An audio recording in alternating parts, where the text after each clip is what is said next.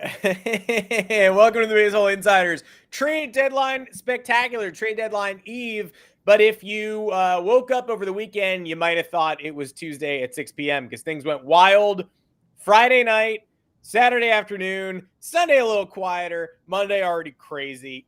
Welcome to the show, everybody. Welcome to the stream. Here, as always, joining me to help us out is Fansided's own MLB Insider Robert Murray. Robert, the questions are rolling. We got plenty of past deals to give details on, notebooks to open, and as many of your questions as we possibly can during this stream. How are you doing? Are you caffeinated? I'm very caffeinated. I've got my workout in already. It's a running joke among the Discord and a running joke of people in here that everything happens while I'm at the gym. Yesterday, I broke news while I was doing sit-ups that Josh Bell was placed on waivers. Today, I was leaving the gym parking lot, and all of a sudden, I find out about this three-team trade, and then tweet Kopech and Tommy Pham's inclusion in this three-team trade while I was sitting in my car. So that was very fun. But we're here now. Let's dominate. We have a lot of information in the notebook, a bunch of stuff that has not been reported yet. Recommend staying tuned for the entire show. Adam Weinrib, how are you?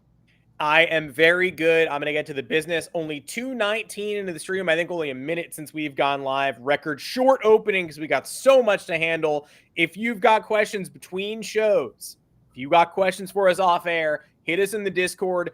Join us at either the rumor mill tier or the all-star level where you get priority questions in the stream. Got a couple all-star questions to start with once we open things up, and then got a million questions in the chat right now. We see you all. We'll be going back through you as the show goes on. Don't even worry about it, but would love to see you in the Discord. Seeing some friends rejoining us, and it's felt real good. No, it's felt real good. And I can tell you with confidence, I've shared more in the Discord than ever. There's people who know when I'm working on stuff. I give them a lot. I give a lot of heads up in there what I'm working on. Could not recommend more joining that. It's a great community, and you'll be the most informed fan of baseball. So highly recommend doing that. Hopefully see a few more of you there as the deadline looms. And what's up to the rest of you baseball fans? DraftKings is offering a fantastic sign-up bonus for new users. I actually had an all-star question earlier today that I assume was sarcastic, but you know what they say about making assumptions. The first all-star question in line was asking if I had any information regarding new members in DraftKings. Happy to answer that one because we certainly do. New customers can place a $5 first bet on any sport to instantly claim $150 in bonus bets when you sign up with our code Baseball Insider. Best part is you'll receive your rewards even if your first bet loses. Using our code Baseball Insider, not only get to these bonuses, but it also directly supports our podcast. If you've been considering signing up for DraftKings, make sure to use the code Baseball Insider to maximize your first bets. This offer is only available to new customers who are 21 plus, physically present in legal gambling states. Please remember to always gamble responsibly. Check the episode description for the full terms of the offer to see if you qualify. That's the code Baseball Insider. Sorry to DraftKings. I assume that they know why I'm going so quickly today. It's because it's the literal deadline tomorrow. We got a lot of stuff to handle. And I was originally going to start this show with Jazz Chisholm to the Yankees, but I'm going to go there second because we did have this three-way deal this morning. Tommy Edman, the rumor was the Yanks are looking, the Dodgers are looking, the Dodgers ultimately complete it. The Cardinals get Eric Feddy as well. Tommy Edman has played 0 games this year at the major league level due to a wrist issue and an ankle issue. It gives the Dodgers a utility ball player that they coveted. Also, Michael Kopech goes there. Flamethrower, 59 Ks, 43 2/3 innings, but hasn't quite harnessed that stuff this year. Former starter, good ingredient for Mark Pryor's pitching lab. Feddy to the Cardinals, Tommy Pham to the Cardinals, Miguel Vargas to the White Sox, and some other assorted Dodgers prospects. How do we sort this out? This deal was a long time coming, and everything that I had gathered in recent days was that both Feddy and Tommy Pham were likely to be paired together because there was teams that were trying to trade or that had interest in Tommy Pham that got the indication that the White Sox weren't seriously engaging with them because they were much more likely to end up pairing him with Feddy. And ultimately, the Cardinals match up really well in this deal. It reunites Tommy Pham in St. Louis again, which I know some people didn't necessarily expect. But this was a huge deal for the White Sox. They got rid of Feddy. They got rid of Pham. Pham was the most likely candidate to be moved of any player at the deadline here. The haul is kind of surprising to some people. Miguel Vargas is a good piece, but I know there's some folks who expected it to be more in return, especially considering the lack of a starting pitching market. For the Cardinals, this was a coup. Getting Feddy, getting another arm in that rotation was really good. It was a strong move by them. They didn't give up too much. Interesting. Okay. And then Tommy Pham is another addition here in that outfield, and I would expect this to be the precursor to a potential Dylan Carlson trade. Nothing is close to my knowledge, but the Cardinals have had conversations with other teams about Carlson, so I believe he is a name to watch in the coming 30 hours or so, give or take. And then also to finish this one off, this was a good trade by the Dodgers. Edman was a player that they've long coveted. There is some concerns about how he's looked coming off the injury, but they value the player immensely. They really like him. And then getting Kopech, it was a good move. It was a late addition to the trade. I found that out. I couldn't necessarily confirm it, but obviously it's true. Upgraded the bullpen, which is something they absolutely needed. So just overall, a really good move for the Dodgers, good move for the Cardinals, and I still think the White Sox could have gotten a little bit more. I do as well, but we'll see what this lines up for Garrett Crochet in the aftermath.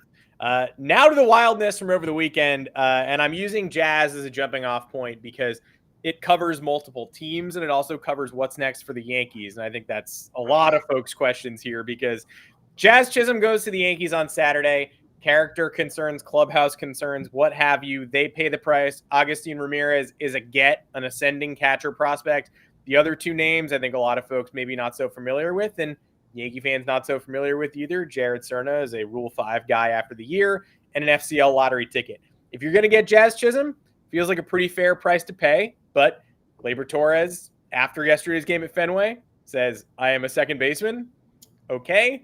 Aaron Boone seems like he's not willing to comment on a lot of He's kind of waffling as he goes along, talking about where everybody fits and where Jazz goes. And I think the assumption among Yankees people is, yeah, because there are more moves that they're pushing after, which is what Jack Curry said. He connected them to the Rays, and he basically said they're trying hard to get something else done. And I think that something else might include a position player who would further upend this lineup. Who knows? Not me. But Jazz Chisholm does join the Yankees. The Royals and Pirates reportedly also in that mix. I guess two-part question. Is that accurate? Were those the three teams that were sort of close on Jazz? And two, next in line for the Yankees. I assume they have more to get done ahead of this deadline. Oh, the Yankees of any team, they may have the most balls in the air right now. They are looking at another infielder. They're looking at starting pitching. They've also looked at relief pitching. And so there's a lot of uncertainty here with the Yankees. But I think one certainty is that they're not done. They are not done at all. I firmly expect them to make at least one more move. So we shall see there. But the Jazz Chisholm trade, that was not necessarily surprising in the fact that the Yankees have always been lurking when it comes to a guy like Jazz Chisholm. They showed interest basically from the get-go, especially when it became clear that he was likely going to be moved. And there was other competitions for sure. The Pirates were interested. The Kansas City Royals were interested. I don't necessarily think that they were finalists, or I don't think they were as close as some of the reports necessarily made them out to be, especially the Pirates. I know there was I know the Marlins asked some teams for just a massive haul in return for Jazz Chisholm, and that was never going to happen. The Yankees did give up a good haul for sure, but it was nothing around what they were asking other teams for. So I think they came down on their ask, and that's what ended up getting a deal done when it did. But the Yankees, they are not done. I can confidently say that. The Nestor Cortez buzz is real. I don't necessarily know if a trade gets done there, but seeing his name floated out there, there's a reason for that. I think there's a shot he gets moved. I definitely saw that as a possibility in maybe an Edman trade that ended up happening in a different capacity. But I got my eyes on Nestor as well. I got my eyes on multiple bullpen arms for the Yankees, in addition to an extra bat. Ideally, good series at Fenway. They finally woke up for the first time in a month and a half, but more to be done. And while we're talking bullpen arms, those returns are going to be rather hefty over the next 30 odd hours. You broke the Jason Adam trade to San Diego. The Padres really went all out to grab him here. Dylan Lesko, the control and command have been brutal since coming back from Tommy John. Some evaluators have said it's even gotten worse instead of getting better over the course of the season. Either way, this involves both the Padres paying a hefty price, which feels notable, and the Rays starting their sell-off that evolved over the course of Sunday in a deal we're about to talk about, and is probably going to still spill over into the next 30 hours. Oh yeah, and the Padres, they had been very aggressive in that bullpen market. And if you had watched previous shows, I connected them to Tampa Bay. They were absolutely eyeing up Tampa as a team that could be a potential trade partner. They had scouted them recently, and Jason Adam ends up adding another arm to that late innings area for the Padres. Gives them a guy who's controllable, who signed relatively cheap, but it was a pretty substantial haul in return for him. And it's not as substantial as the haul that the Phillies gave up for Carlos Estevez. That was probably one of the biggest rental reliever packages in recent baseball history. But the Phillies clearly valued Estevez. The Padres absolutely valued Jason Adam. And the Padres, I don't think the Padres are done either. I think another bullpen arm is definitely is a possibility. They could look to add another option to the offense. I think some potential fits could be look at Oakland. Could make a lot of sense there. I think I want to make sure I get this right. I think the White Sox could also be another option for the Padres as well. So I think those are two teams to watch here for San Diego. And the bullpen market should continue to go. I will add this. There's been a lot of Pete Fairbanks buzz on Twitter, and there was a report the other day that the Yankees were close to acquiring him. Mm-hmm. The Rays have never been close to trading Pete Fairbanks. As of this point, I will say that a Pete Fairbanks trade is probably unlikely. So there's a lot of there's 24, 27 hours, you name it, to go until the deadline. So a lot can change. But my guess at this point is that Fairbanks stays. So we'll see with that. I think the Rays. I'll just dive into my other Rays information here. Yeah, because we were about to go heavy on the Rays and Cubs because, of course, everyone thought Isaac Paredes was going to go. Nobody thought he was going to the Cubs. The Cubs buy and sell, give Morel to the Rays. Love that fit, but Tampa obviously not done selling.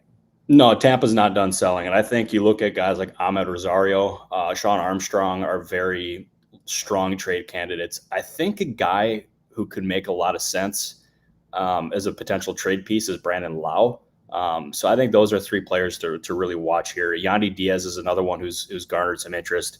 I don't necessarily know how likely a trade is there. And then Zach Little is another option. I know he's drawn some interest, but I think if you go back to the guys I mentioned at the start, Rosario and Armstrong, I think those are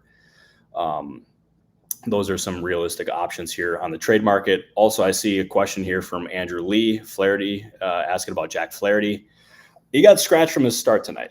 And as trade conversations continue to go here, I think some teams that make a lot of sense here include the Dodgers and the Baltimore Orioles. I know the Orioles acquired him last year and it didn't necessarily go to plan, but I would not rule that out. I think a team like Milwaukee could make some sense here. So I think those three teams are, at least worth mentioning. And then as far as the Padres go, I don't necessarily think they're going to be the fit for Flaherty. That's my read as of right now. So we'll see, but that's my current read. I'm also seeing a lot of Braves questions. I don't have much on the Braves besides the fact that I know they're looking for outfield, that the Ronaldo Lopez injury or whatever that is could prompt them to look into the starting pitching market. And as we're on this show, I had a very high ranking executive with the team tell me I watch Atlanta from afar. They're always quiet, but they're a team that always likes to make a big move. And they're not good enough right now. Not wrong. So we'll see. That's that executive's own speculation. So we'll see. But it's when Anthopoulos is quiet, you always got to wonder what exactly is going on in Atlanta. Andrew Lee is asking, are the Padres getting a starting pitcher? I would guess so. Yes. Yeah, I'll hand it over to you, Adam. Let's hand it into your open notebook, because I think the most aggressive question askers so far have been Guardians fans. Oh my gosh. Kyle Callahan, I've seen you 6 times. We see you. We see you. But you've got the Guardians listed in your open notebook. So as a team looking at starting pitching help. So why don't we just start there? Here's everything you've got that we haven't mentioned yet, and then we'll go to the field for questions. Yep, that's exactly how it's going to go. So the Guardians are among the teams that are looking for starting pitching. I can confidently say that. Among those teams include the Brewers, the Dodgers, the Padres, the Orioles, the Yankees, the Mets, Atlanta, Boston, Cleveland, and Houston. So I think those are the teams to watch as of right now for a starting pitcher. And one thing to watch here is the limited amount of supply of starting pitchers. It could make those teams either overpay for certain options, or it could create a really just weird market here. As of this point, I do not think Skubal is traded. Mm-hmm. I'm kind of skeptical about Crochet. We'll see. But I know the White Sox's primary focus was getting that Feddy trade done, because a 3-team trade is a lot more complicated to complete. So their attention now turns to Crochet. As I said, I'm skeptical, but we'll see. I would not rule out the Mets for a reliever. They have been looking for a starting pitcher, but the options the options come with a really hefty price tag. And if there's one thing I know about Stearns, it's that he can be creative when it comes to trying to get out getters. And he's created super bullpens in Milwaukee. And if you can end up getting an impact reliever, I don't think you would necessarily turn that down. As I said before, the preferred scenario for the White Sox was to trade Feddy and Pham together. And that obviously ended up getting done here with this trade. I would not be surprised if Milwaukee moved a reliever. I think a guy like Joel Payamps, I might be mispronouncing his name. If so, I apologize. He could end up being a candidate to go. They have also talked to they've talked about Garrett Mitchell with other teams as well. I don't necessarily know the likelihood, but one option that I've heard that Milwaukee has considered is trading from a surplus, which would be the outfield, and that could be a guy like Garrett Mitchell, to try to upgrade a different part of the roster that's more weak. And I've heard that from a couple other teams. So we'll see if that becomes a common thing that's done over the next 24 to 27 hours. But I think that's something in play. I've seen stuff here about the San Francisco Giants. As of this morning, I have heard that nothing was close in San Francisco. I want to make sure I get this right so I don't give you guys bad information. Let's see.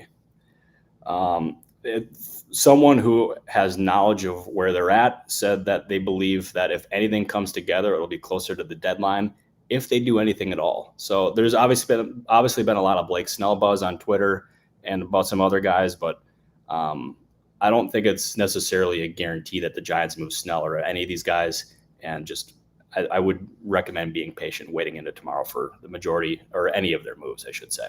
And remember, given how crazy this has already been, tomorrow is still yet to come. We're going to go to your questions. Remember, priority goes to those in the Discord who asked us ahead of the show, in the All-Star channel specifically. We'd love to have you in there. We'd love to have you join the rumor mill. Just hit join under the video. Come hit us in the Discord, join us in the private channel. It's a great community. Seeing some of you join throughout the show. If you're here for the first time because you love the deadline, perfect time to hop in. Stick with us through the winter meetings. We're going to have a lot of good information for you as the year goes on, and recapping this absurd deadline. Brett Nels saying, before we get into the pre-playing question, sounds like you were going to cover Guardians rumors, then change the subject. No, the Guardians rumor that we have is that they're in the starting pitching market. I think that's as far as we're able to go right now. Yeah, no, that's as far as I'm able to go at this point. Is that the Guardians are they're in the starting pitching market. That's all I can tell you as of right now. So we'll see. Should I just dive into all these questions here? Yeah, let's go for it. I do want to start with one from the All-Star, because obviously I was going to talk about the Dodgers trade winds blowing. Punk Rock Poppy, our friend, asked us, but obviously the trade winds blew. The Dodgers went ahead and got Tommy Edman and Michael Kopech. Scott wanted to talk about the Rangers and Reds as potential sellers, and I wanted to talk about them as well. Lorenzen goes this morning. Obviously continued Jonathan India chatter. Who knows? certainly not me at this point in time. Ty France does go to the Reds, but both of those teams have tanked a bit more in recent days. We've speculated on the Rangers as a seller a lot on this show. So latest update, 30 hours before the deadline, where are the Rangers and Reds leaning?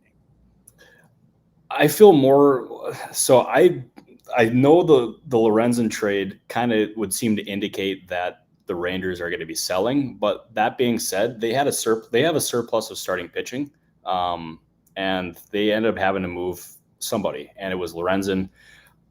I don't necessarily think an Eovaldi trade is impossible, especially with the limited market for that, like the limited options in the market for starting pitching. So I wouldn't rule that out, but I don't think that's necessarily the most likely thing in the entire world. I do think the Rangers should still be in position to buy, despite this previous series that they were in here.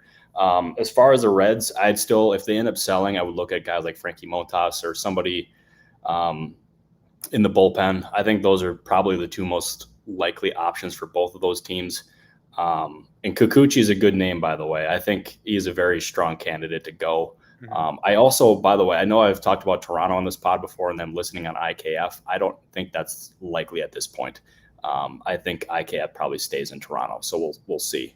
And also, Alec makes a great point here. It would be really tough for the Rangers to justify selling. They're 4.5 games back. They're coming off of a World Series championship. So, like, if you sell right now, like, what does that necessarily signal to your fan base? And also, like, you're looking at Chris Young, who's on an expiring contract, and Bruce Bochy. You don't know how many years he's got left of managing. So I think that's also got to be in the back of the mind of everybody in that organization at this point. Oof. All right, let's see what we can dive into. I'm going to hit up that guy, Pirates. Please tell me something about the Pirates. Saw a lot of questions earlier. You know, why is it painful? That guy, again, can you genuinely tell me why the Pirates won't be buyers?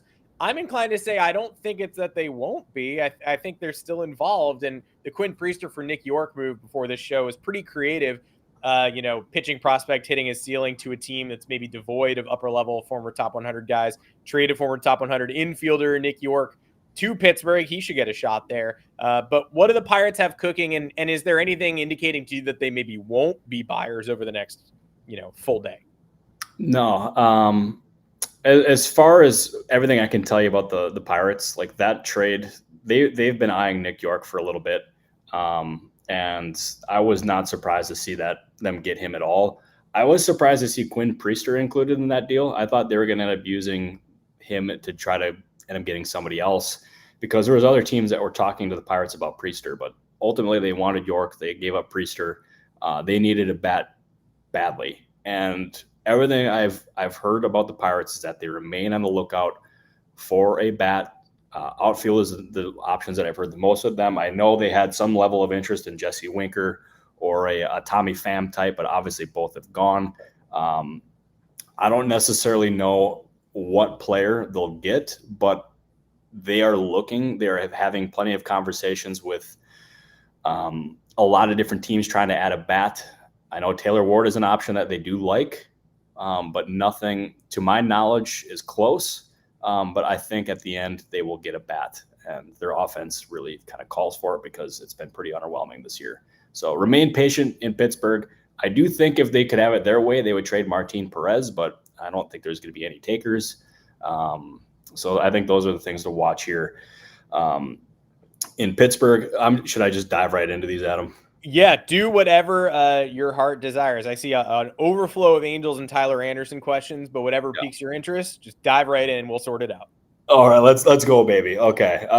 As far as the Angels go, I know they're having conversations with a lot of different teams about Taylor Ward, Luis Rengifo, Tyler Anderson. There's been mixed signals on what his market kind of looks like at this point, but I think it's a fair assumption to say that at least one of them will go. Perry is having plenty of conversations. I know a guy like Luis Garcia is garnering plenty of interest as well. I do know that among the Angels have talked to a lot of different teams, but I do know that one team that they've talked to is St. Louis. So we'll see if anything gets done there or with any other teams, but I firmly expect the Estevez trade to be the first of a couple moves that they make. So I'd watch for the Angels to be active on the trade market here in the next 24 to 27 hours. And let's see here.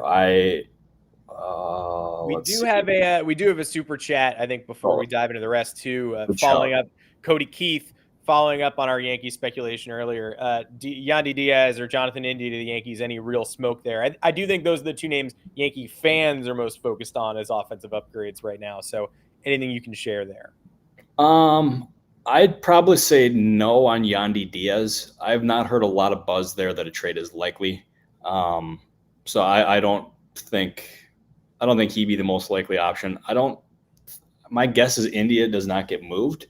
So I could be wrong there, but I'm going to assume if the Yankees add an infielder, it will not be one of those two. But good question, Cody. We appreciate you. Let's see. Nationals news. I'd expect them to probably hold on to Lane Thomas. They are valuing him as an everyday player, and there's teams that view him as a platoon player, so the value is not met what the Nationals are seeking. I think Kyle Finnegan is a very strong trade candidate. I think trading any of their expiring contracts makes a whole lot of sense, and it's something I firmly expect them to explore. Let's see. Are the Cardinals done after the Feddy and Pham trade? My guess is probably not. Let's see. Joe Adell and Reed Detmers. I would be pretty surprised if Detmers is moved as a sell low guy, and I think if they ended up trading Detmers, they'd really regret that. I don't think Adell will get moved. I'm not going to say that. I don't have that confirmed yet, so I don't want to give you guys bad info. Are the Cubs moving Jameson Taillon? He hasn't been scratched for a start tonight. Yeah. I would not be surprised if he does get moved. I don't know the odds of him actually getting moved, but there's plenty of interest in him. He's signed. He's controllable. Obviously, $17 million a year is a kind of a good or hefty price tag. So we'll see if the Cubs are in a position to make a move like that. But I think considering the lack of options on the market, the Cubs can be in position to take advantage of teams' desperation. So I think Taillon is a name to watch. And yeah, I think the Cubs would be very smart to try to maximize his value. They want to compete next year, so that's something to keep in mind. But the value could, like, considering the state of the market, the value could just be too much for them to pass up. Let's see.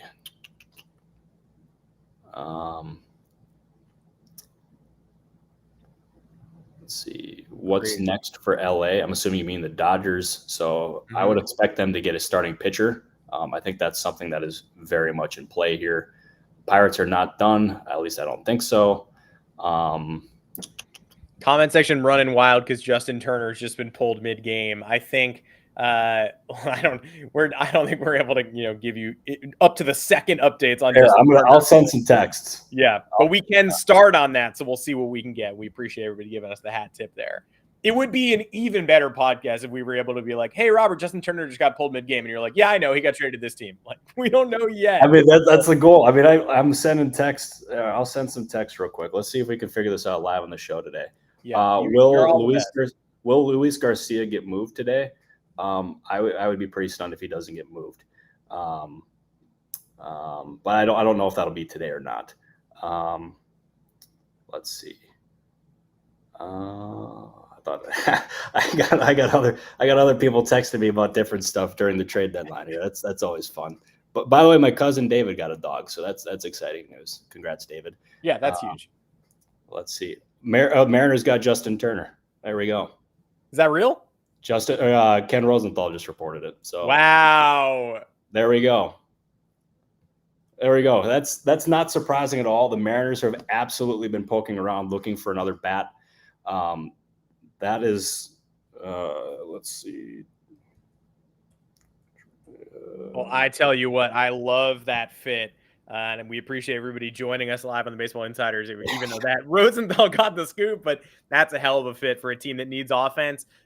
Turner has been proven offense and automatic in October and has not regressed at all the last couple of years. Would have been huge last year if the Red Sox had managed to sneak into the playoffs. And if the Mariners can do the same this year with that pitching staff, and by the way, they are in Fenway right now. That is a hell of a shot in the arm to a team that already got Randy Arozarena, maybe for free. Yeah, I mean, I don't know, but that's a really good fit there in Seattle. Adds another leader to that locker room as well, and that's a fun team, man. I know Turner's not the player he was when he was with the Dodgers, but he's still an impact guy. Is short-term contract, so I mean, if he's not the player that they think he'll be, they can move on after the season. So I think that's a smart move, and I can't imagine they ended up getting too much or giving up too much to get him. So I think that's a smart move. The one last thing I do want to touch on is Tanner Scott. He is drawing a lot of interest. There's more teams in on him than has been reported. I firmly expect he'll go. So we'll see there, but I expect him to go to get traded. And Beach City TV, I see your question. That's something we addressed before. Are the Padres and probably going to get Flaherty? My guess is no. I love how wild these shows have been. If you loved this too, and again, we have the best viewers.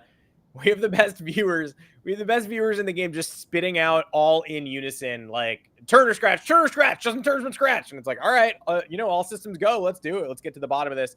And I think we did get to the bottom of it quickly. Ken Rosenthal gave us the info. If you love that rapid fire deadline questions, join us in that Discord. Like we said, anyone who has joined and is struggling to get in, our producers will find you in the comments. Just leave a comment on this show after the show is over, after the stream is done, and our producers will come and find you and help you into the Discord. We'd love to have you there. Any parting thoughts, Robert, before we go? We'll see everybody tomorrow as well, I believe, to wrap all of this absurdity up once the dust settles. No, that we will. We'll see. We'll see lots of people tomorrow at 7 p.m. Eastern time. That's when our show is going to be. I will leave with a couple different parting thoughts here. I do not think at this point that Luis Robert gets traded. I also would. There's a lot of questions in here that we did not get to address. So I would highly recommend joining the Discord. I have been very active in there, sharing stuff, answering questions, you name it. Join the Discord, join that community, do that. Follow me on Twitter at Robert Murray. I will hopefully be breaking plenty of news like we did earlier today.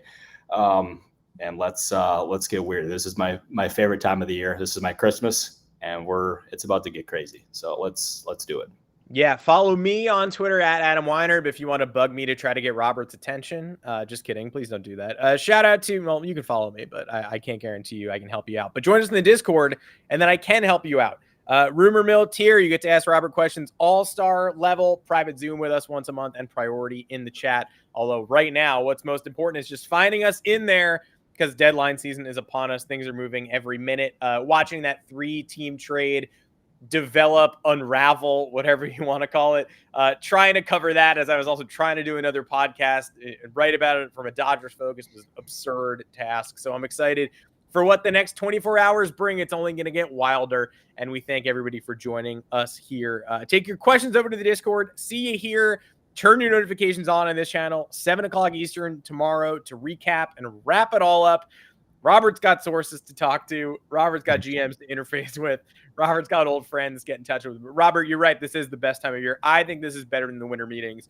And this particular deadline, for all the talk about it being pretty quiet, starting Friday, it's gotten pretty damn loud, and it really has not stopped. No, it's gotten very loud. My phone is blowing up. So I'm gonna answer some texts here, do my thing. Hopefully have some news for you at some point today. We'll see. I mean, I feel pretty good that we'll have some more moves today. So stay tuned. We appreciate everyone who tuned in today to watch. And then, we'll talk to you tomorrow. Talk to everybody tomorrow right back here. Best season. See everybody right back here tomorrow.